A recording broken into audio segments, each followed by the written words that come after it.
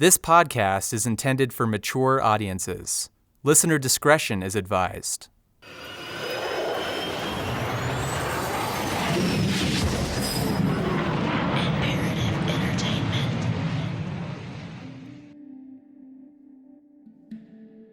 It's time that I meet Tree, the guy at the center of everything. I have so many questions for him. I tried to reach him over and over again. I sent emails, I left voicemails. I spoke to his partner Christine, who promised to pass along my message. After I didn't hear back, I followed up with her. I still didn't hear from Tree. And so finally, it came time to knock on his door. Early one evening, I drove to an address where he'd registered an LLC with the state of Colorado. The apartment building is located in Cherry Creek, one of the ritziest neighborhoods in Denver. I entered a lobby and found the apartment listed on the top floor. I took an elevator, walked down a hallway, and stood before the door.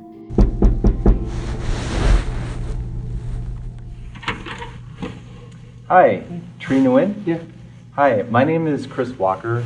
Okay, I will call the police if you come here, Chris, to my house. That's not okay. You know that. Well, I've been... You know that, right? I know that you know that, right? It's actually right? not, and I've been trying to reach you. No, this is harassment. This is harassment. You understand this. Please, stop. That interaction might have been tough to hear. But sometimes knocking on doors is the only way to get answers. In fact, Tree's home wasn't the only one I went to while reporting this story. More about that later in this episode. But getting a hold of Tree, I had to exhaust all possibilities.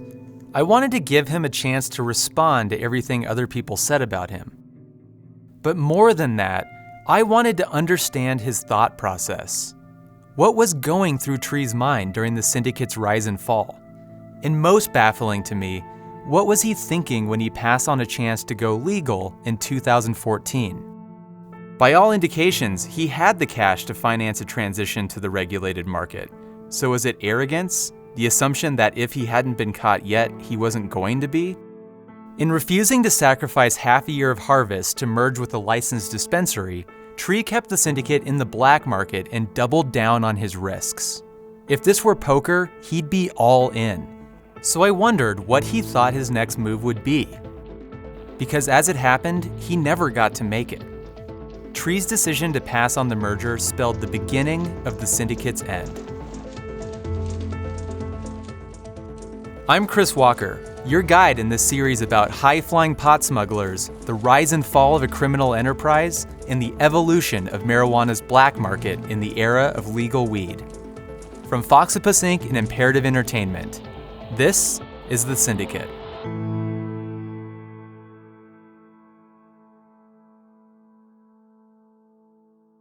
Tree may not have wanted to talk to me, but I still pieced together plenty of information about his background and the origins of the Syndicate. Here's what we know.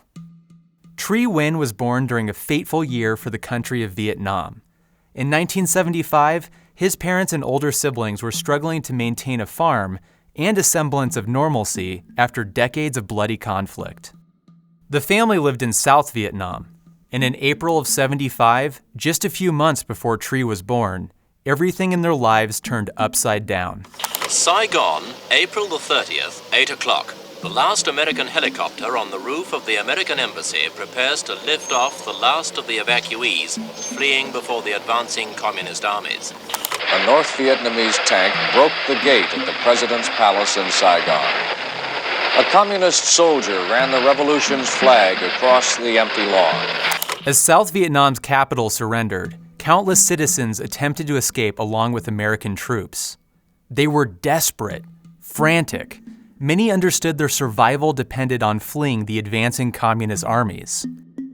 And then it happened, their worst nightmare. The city of Saigon was renamed today. The victorious communists who forced the city's surrender said the capital of South Vietnam henceforth will be known as Ho Chi Minh City. Tree Nguyen entered the world 4 months after the fall of Saigon in the midst of violent change. The Northern victors executed many of their former adversaries using death squads, and the new regime forced countless families into re-education camps. By 1978, waves of refugees sought ways to escape the country. A boatload of Vietnamese refugees at the end of a 300-mile journey from Vietnam to the eastern coast of Malaysia. They come ashore at the rate of 10,000 a month, much faster than the United States or any other nation is willing to accept them. At the time, news outlets called them Vietnamese boat people. The Nguyen family, with baby Tree in tow, was among them. Tree would later tell Pat about the harrowing boat journey. You know, a lot of kids in some kind of boat, quite the trip, and getting their possessions stolen at one point and still having to keep going. Thefts like the one the Nguyen family experienced were not uncommon, as well as worse fates. Many don't make it this far. They're attacked by pirates, drown, or starve to death. Tree's family survived and became among 280,000 people who fled Vietnam and were admitted into the U.S. between 1978 and 1982. Eventually, the family resettled in Minnesota, in a mid-sized city in the south of the state. Welcome to Rochester, a budding community in southeast Minnesota. Consistently named as one of the top places to live in the United States, Rochester is In Rochester, the Nguyen's staked out new lives. Tree, still a toddler at the time of the relocation, grew up speaking English. In their new home, the family grew by more than 6 children. Some assimilated easier than others. Tree was particularly successful at adapting to American life. He became a popular figure in high school, quiet but charismatic. It was an achievement for a refugee in white Midwestern suburbia. He was also attentive to the needs of his family. So my brother T has always been the one that's kind of stepped in to take care of me because my dad is not really there emotionally. That's Tree's sister Lana, describing him during her interrogation.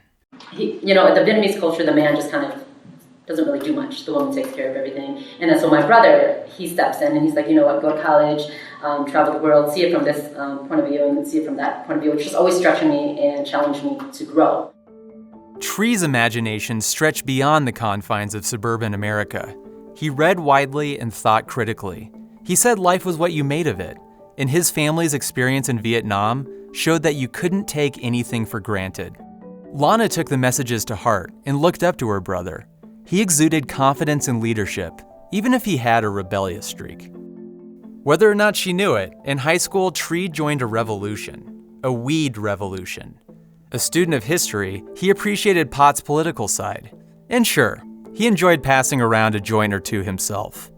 But Tree was also something of a botanist by nature. He'd joke that he was drawn into growing weed because he inherited a green thumb from his parents, who'd been tea farmers before the war. Through growing, Tree discovered a tight-knit, passionate community that experimented with potent strains and new-age hydroponic cultivation methods. It was a collaborative movement, a constant sharing of tips and techniques. Tree passed on what he had learned on his own, lighting tricks, cloning and trimming hacks, but he learned far more from the people he surrounded himself with. And no underground cultivator had more of an influence on Tree than a man who became a veritable cannabis legend in the Twin Cities, Tom Dispinet, the same person who decades later became Tree's key distributor for the Syndicate.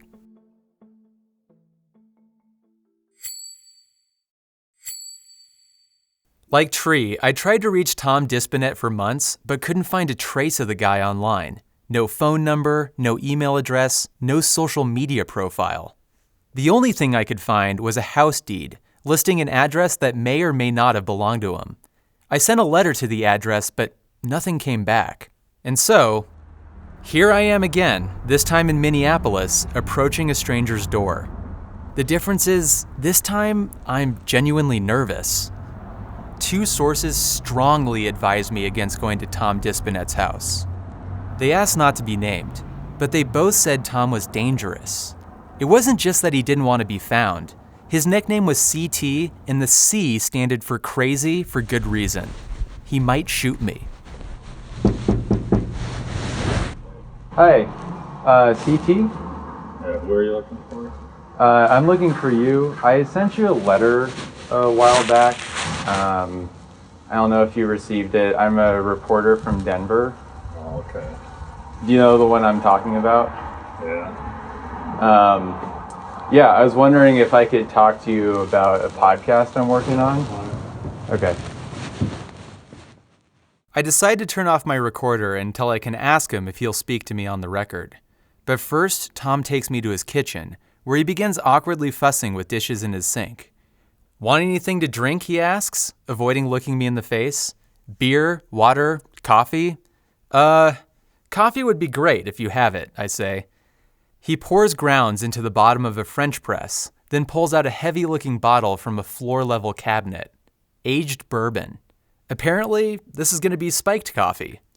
Oh boy, he drawls. So how long you in town for? Lanky and wearing plaid, Tom Dispinet looks more like a college professor than a big-time drug dealer. His graying blonde hair sweeps across a pair of square-frame glasses. He's also jumpy, both in his words and his movements. He asks if I want to come down to his basement so he can show me something. I hesitate. Lead the way, I say. Tom takes me down a narrow staircase, the steps crowded with power tools including a saw. At the bottom of the stairs, Tom disappears into the dark. Over here, he says, flipping on the lights. I follow a few steps behind, unsure of where he's leading me, until he grabs the doors of a cabinet, swings them open, and there is another collection of aged whiskeys. Heirlooms, it turns out. Some of the bottles are from the 1920s. Tom tells me that his grandfather was a prolific bootlegger during the Prohibition era. We both chuckle. Smuggling runs in the family. In fact, right on the other side of the room is a grow setup where Tom used to cultivate marijuana. Now the planter beds are full of chili peppers. Tom's trying to turn a new leaf. He says that he didn't like that I called him CT at the door.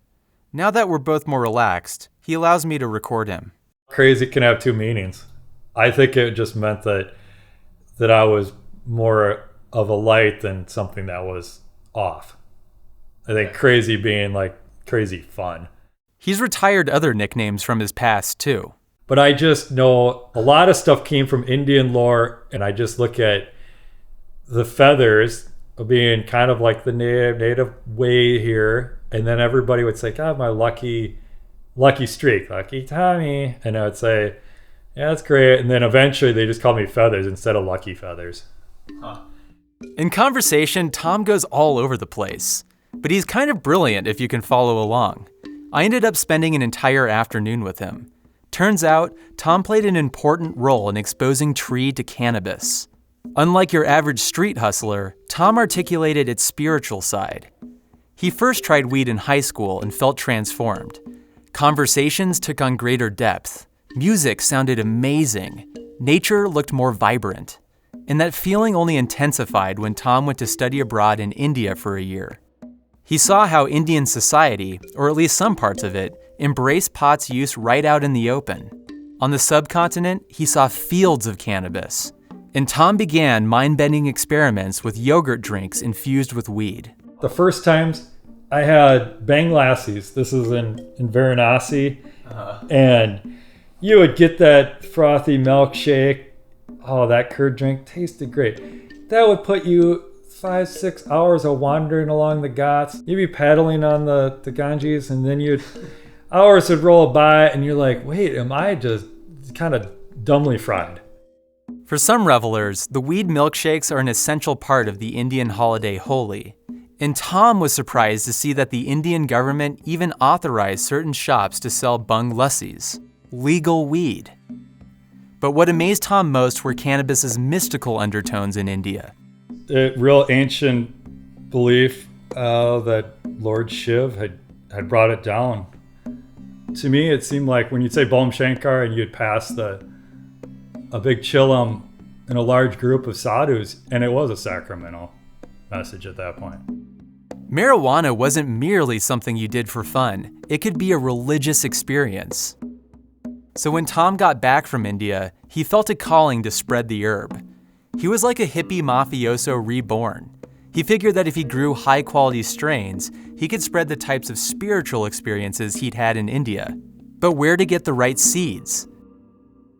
Tom didn't have much luck finding artisanal cannabis in Minnesota, so he looked abroad, and connected with a cannabis outlaw named Mark Emery in Canada. Emery's seeds weren't cheap, but they were supposedly the best. In Vancouver, Tom paid $400 for just 10 seeds. At least the hefty price tag came with some advice for how to sneak the seeds back over the border. It's easiest if you just put them under your armpits. Like, it might rip a couple armpit hairs off, but we just take those up and then I'd wear those Echo shoes, those ones with the foot soles that come out, and you could just stack any amount of money on those that make you look taller. Back in Minnesota, 8 of the 10 seeds sprouted. That was enough to get Tom started. With the help of some growing books, Tom didn't just become adept at cultivation, he developed a reputation for being one of the best underground growers in Minnesota. In 2 days, I could come up with the right fluorescent pattern and to get all those trays and have the domes over, have them all rooted in a week and a half. Yeah. And then by a couple more weeks, have them all in cups and well, there you go, you do the math. Tom's reputation attracted other aspiring growers. He met Pat Kincannon, as well as another young man named Tree Wynn. It was like 95, 6, 7, I knew T. All farmers at heart, Pat, Tree, and Tom learned a lot from each other. They were also friends. And our exploring was at a peak. Pat recalls going on canoe trips together. We'd jump in a car and just go up and investigate some different area that we haven't been to before and look up on a map and look at a river and say, hey, I think we can go from point A to point B. And, it was great. It was certainly a wonderful time in my life. Sometimes they invited other characters into the mix too, like Peter Lander, the man whose funeral decades later ended up reconnecting Tree, Pat, and Tom. But as a trio, Pat remembers having deep and wide-ranging conversations. Around a campfire, Tom recounted his marijuana experiences in India, and Tree would bring up philosophers like Noam Chomsky, waxing poetic about power structures and how the government overreaches into people's lives. Sometimes he drew upon the experiences that his family had suffered.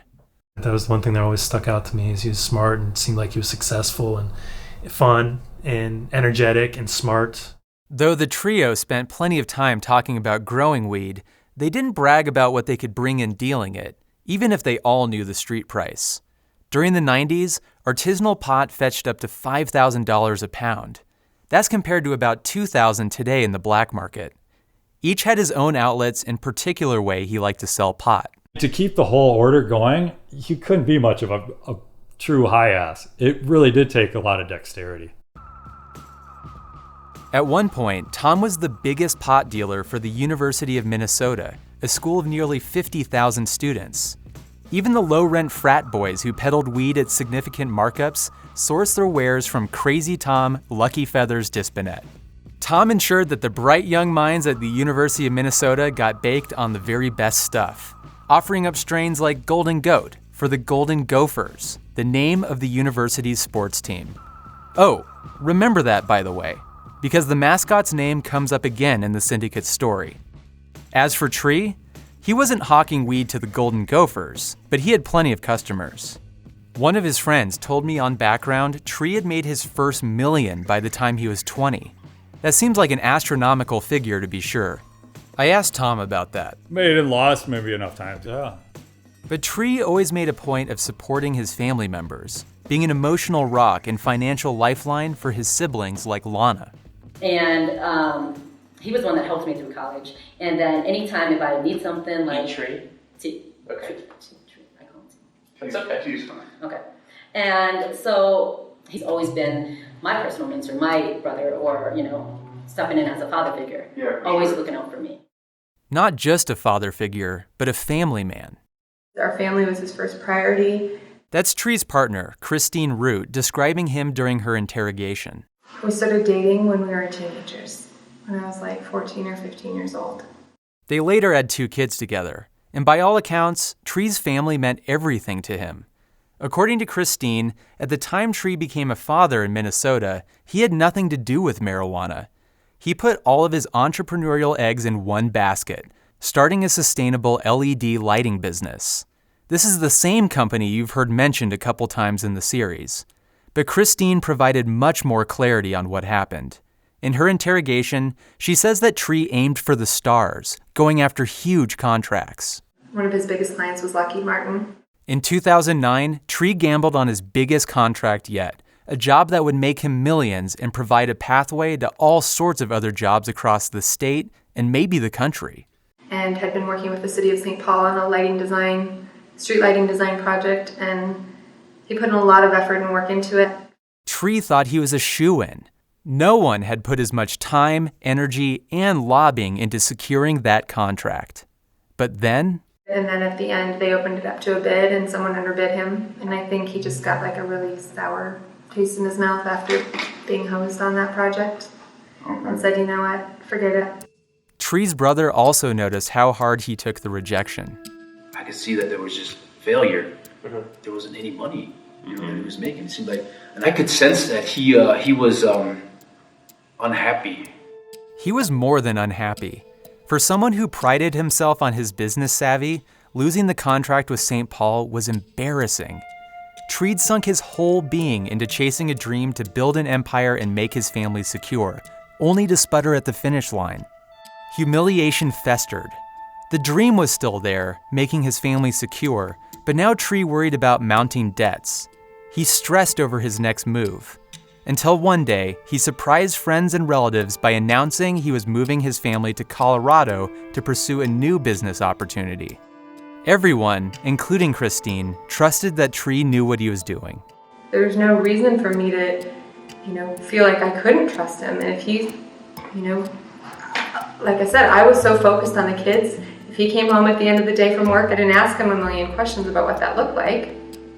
I just said, oh, great, well, Oliver's constipated because he's got da-da-da-da-da going on, and, had a temper tantrum today because he couldn't have a such and such, and we had a play date at so-and-so's house, and that's all I was thinking about in the day.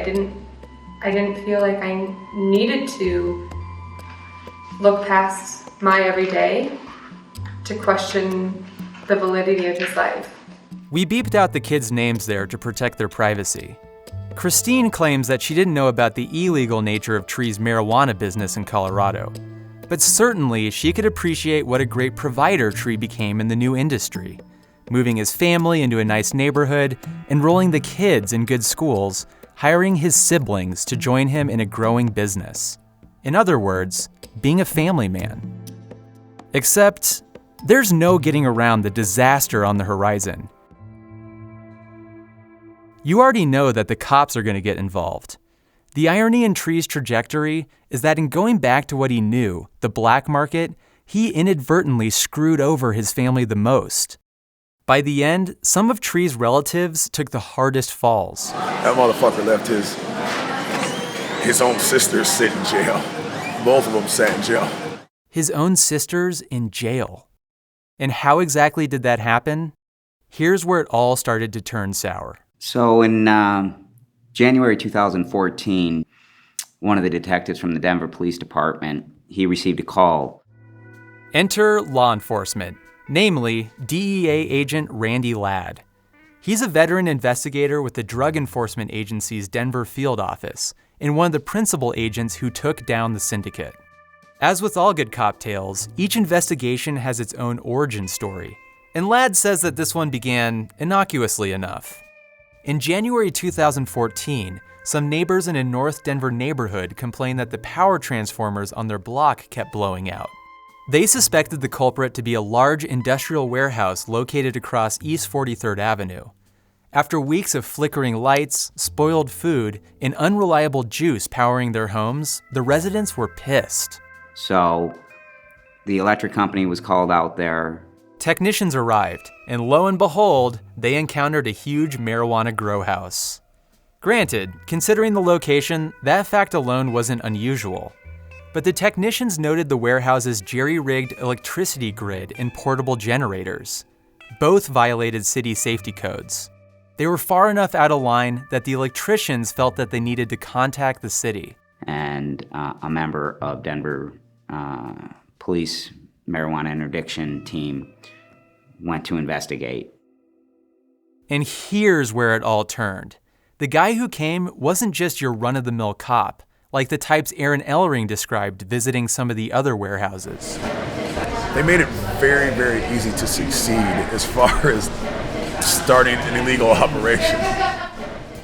because those cops didn't know what they were looking for and didn't know what to ask. But this guy belonged to the Denver Police Department's Vice and Narcotics Bureau. He knew the ins and outs of marijuana regulations in Denver, a detective by the name of Chris Schatz. When Schatz arrived on scene, he entered the warehouse and found a sole individual working there, Michael Glick, who went by the nickname Cowboy. Cowboy gave the detective the same explanation that had fooled inspectors at the Syndicate's other warehouses. This grow was a co-op for medical caregivers, he said. He personally oversaw 500 of the warehouse's plants for his 5 patients, and the other plants belonged to several other caregivers. Cowboy showed Schatz his caregiving paperwork. He figured that would do the trick, that the detective would soon be on his way. Instead, Schatz asked to see the room where harvested marijuana dried. Piled in a corner, the detective observed a small mountain of packaged flower buds, a crazy amount of pot to amass for patients, even in a, quote, co-op of caregivers. Schatz raised his eyebrows. He declined to be interviewed for this podcast because he frequently does undercover work. But as he later told DEA agent Randy Ladd, he knew something was up. When you talk about whether this marijuana would go to their patients, there is absolutely no way that a person could physically consume the amount of marijuana, even if it's in concentrate and they put it in their salad oil and all of this other stuff. The bottom line of it is, every 3 months, they could produce a harvest of 99 plants on behalf of that patient. So they're talking 300 pounds minimum a year for one patient. In the studies I've read, somebody can smoke approximately 3 ounces a week if they don't have a job. Schatz started asking tougher questions. Where was this marijuana really going? How could it all be for patients? Cowboy got nervous. This detective wouldn't let up. Schatz pressed Cowboy harder and harder until he broke. Everything spilled out. This was all Tree Wind's operation, Cowboy said. There were 5 large warehouses around Denver. And yes, most of the warehouse's product wasn't for patients. It was all going to Minnesota. From that moment on, the Denver Police Department had the Syndicate in its sights, the beginning of the end. But the Syndicate's top brass didn't know that yet. All Tree knew was that the cops had questioned one of his managers, and now there were all sorts of unwanted inspectors crawling around the facility at 43rd Avenue. Cowboy didn't tell his boss he'd spilled the beans. He lied, insisting that the officers told him he just had to get the building up to code. And so, Tree and his lieutenants, including Pat, Kyler, Tom, and Joe, had no clue that law enforcement agencies, at least local ones, had initiated a drug trafficking investigation into the Syndicate. He was so clueless that Tree held a company picnic to celebrate the opening of a new $750,000 warehouse. Almost everybody came out to it. They brought their families. Huge barbecue, ton of beer. Burgers and chicken sizzled on grills. Kids ran around the playground. In a touching moment, Tree and other managers made heartfelt thank yous to all the employees gathered, as many as 60 people. Today, Aaron Ellering looks back bittersweetly on that picnic. Would you say that was like the high point? Absolutely. Absolutely it was. Everybody was there. Drinking beer with your friends. And Yeah, literally, we got a game of football going. We got the kids at the park, the dogs running around. We got the smokers rolling. We got, everybody from the janitorial staff all the way up. Many of them looked up to Tree. Here was a manager who not only cared about his relatives, but created a familial atmosphere for his employees. Even today, despite all the lives he upended, Tree maintains that image of a family man. You see, there was a second part to my interaction with Tree when I knocked on his door. I have children. I understand that. No, you don't. But there are some important things that I need to tell you. I have an ethical obligation to give you a chance. You don't. Listen, I have a family and I have kids. Okay? Please leave. Okay. Please. Thank you. Okay. As much as Tree holds on to his family ideals, some of his closest associates felt like he lost sight of what was best for those he cared about in the end. I'm sure everyone has their arguments. And overall, I know, he had his family there working. I mean, I know the kind of deep down, it was lost. I can say that parts of it, he lost it, and I'm sure he's guilty about that. His failure to go legal, along with an excessive descent into partying and consumption, endangered everyone. Maybe if Tree hadn't chosen himself, maybe if he hadn't sought short-term profits over long-term stability, the story of the Syndicate would have been lost to the annals of the marijuana underground. Just another rumor about black market daredevils turned corporate giants. Instead, Cowboy's confession set up an inevitable reckoning. Law enforcement began looking into the Syndicate. But incredibly, another 6 months passed before the cops caught their next lead. Even under surveillance, the Syndicate moved products so clandestinely that Denver police couldn't catch them in the act. As it turned out, their next clue didn't even come from Colorado. It came from out of state, via the very man who was supposed to ensure the Syndicate's survival. A man we've already met, a pilot. Yes, it's Joe Johnson who gets the distinction of sealing the Syndicate's fate.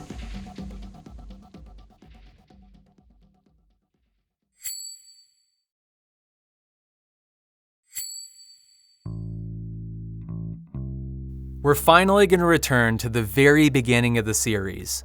Joe Johnson picks up the tale, explaining how 6 months after Cowboy fessed up, the Syndicate still sought to expand its out-of-state distribution. And we're trying to open up the Texas market. Tree encouraged Joe to sell to new buyers in Houston, where Joe had recently opened a new jump zone. Skydivers interested in loads of pot? No problem. Joe succeeded in finding buyers. But during a particular transaction in June 2014, the Texas buyers only agreed to purchase $374,000 worth of the Syndicate's weed. But Joe had a lot more than that, and the Texas buyers didn't want the rest. So I had gotten 60 pounds of weed that I couldn't do anything with. Nobody wanted it. Oh, the distributors in Texas didn't want these 60 pounds. Right. Take it back, they told Joe. Joe relayed the information back to his bosses. So I had 60 pounds of weed in Texas, and I had $374,000 of their money that they needed. Upon relaying the news, Joe received new instructions. Fly the pot to Minnesota. Maybe Tom could get rid of it. 10-4. But then Joe ran into a problem. And my pilot, my regular pilot, Maverick, it's like, I'm done, I'm out.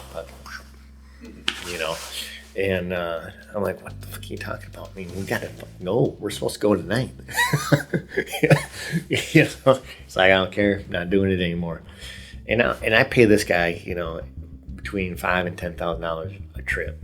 So he was getting well paid. Maverick got cold feet and bailed. Remember, Joe could only fly a small 4-seater airplane with his student's license and use Maverick, another pilot, for the larger runs. And they're hounding me for this. And I'm like, fuck it. I had to go back to Minnesota anyway, so I'll just fucking drive. The rest of the Syndicate didn't know about Maverick. But Joe figured that if he drove to Minnesota fast enough, Tree wouldn't find out.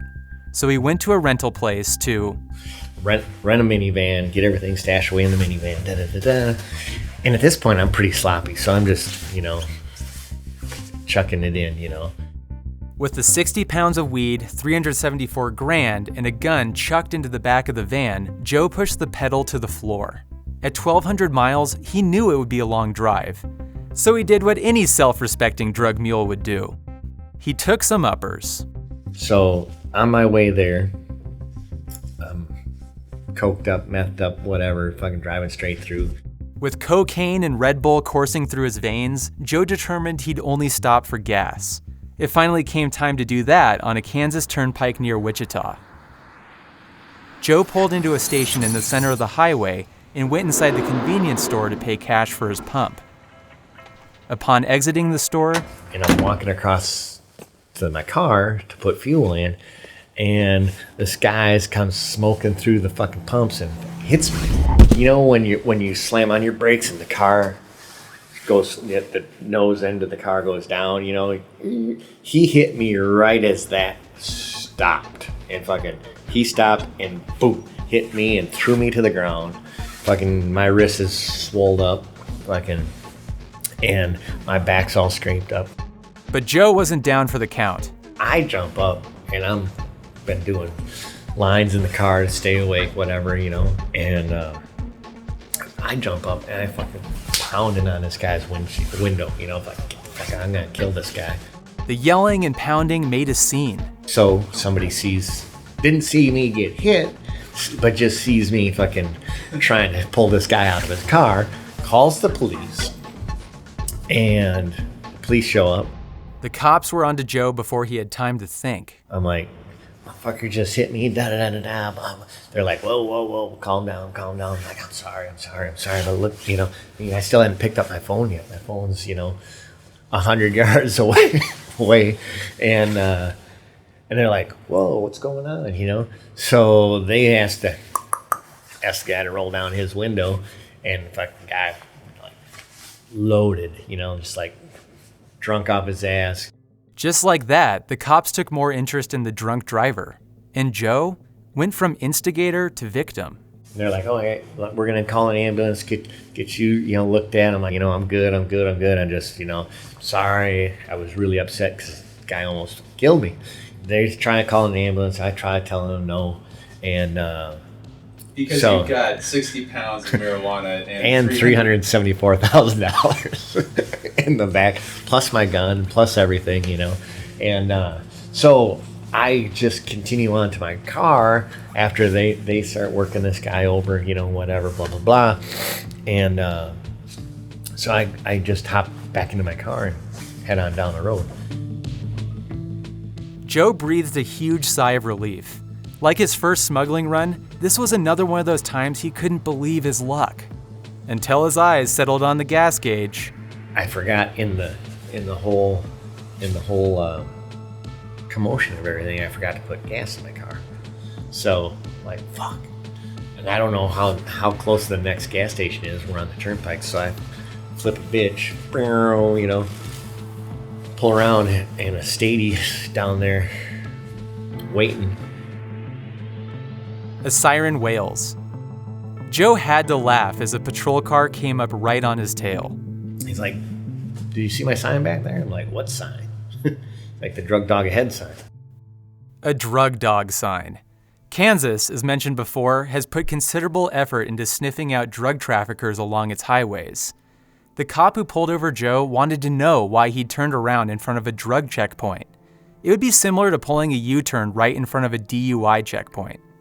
Like, I just literally was at the gas station getting fuel and told him the whole story. He's like, holy shit, that's crazy, you know? Well, you wouldn't mind me searching your car, would you? Joe collected himself. He knew he couldn't cheat fate twice. This was it. Game over.